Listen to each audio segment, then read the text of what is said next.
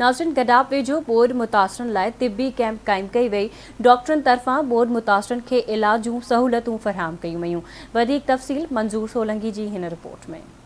दरगाह आलिया लोहाड़ी शरीफ के खिदमतगारन PPHI के गडियल ताउन से पिपरी में बोर्ड मुतासर मरीजन के इलाज लाइ तिब्बी मुफ्त कैंप कायम कई वई। तिब्बी कैंप में मरीजन की चकास और दवाऊं फराहम कयूं वयूं। आलिया लोहाड़ी शरीफ के खिदमतगारन आवाज़ TV से ॻाल्हाईंदे चयो त जेके बोर्ड मुतासर आया कंबर शदा ज़िलो लाड़काने खां सभिनी जी जेका थी इंसान तो जेका ख़िदमत कंदासीं डॉक्टर सजाया असांखे जेको पुॻो कंदासीं ख़िदमत मेडिकल हिसाब सां राशन के हिसाब सां सभिनी ते फ़र्ज़ु आहे। जी अॼु असां हिते बिन कासिम टाउन में पिपरी के इलाके में आया हूँ। दरगाह आलिया लोड़ो शरीफ जन जे मुर्शिदन करीमन साईं अली मुर्तज़ा जे चवण ते हिते बोर्ड मुतासरीन बरसात मुतासरीन जेके सिंध में कही आया आहिनि उन्हनि खे फ्री इमदादी कैंप हिते मुयसर करे रहिया आहियूं।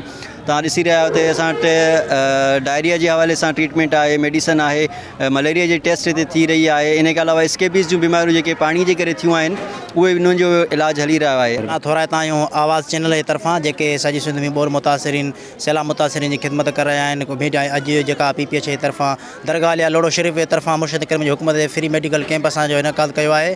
आवाज़ चैनल जा घणा में घणा थोरा आहियूं। असांजी PPHI जी मैनेजमेंट की तरफ है, PPHI की तरफ है ऐं असां वटि हेतिरे जेका तकरीबन स्केबीज़ जा पेशेंट जो ख़ारश जा तमामु घणा इम्पेडिगो है, डायरिया है ऐं असांखे इहे पंहिंजे PPHI मैनेजमेंट की तरफ खां जेका हुकुम थियो आहे असांजे ग़रीबनि जी ख़िदमत जे लाइ पहुता आहियूं ऐं इंशाअल्लाह ख़िदमत कंदासीं। चयो त सिंध जे हर ज़िलो ॿोॾ ऐं तूफ़ानी बरसात सबबि ॿुॾी वियो आहे। हर माण्हूअ खे किरदारु अदा करणु खपे त जीअं ॾुखी हालतुनि ऐं तकलीफ़ खां छुटकारो हासिलु करे सघिजे। कैमरामैन अब्दुल लतीफ़ बुगियो सां गॾु मंजूर सोलंकी, आवाज़ TV गडा।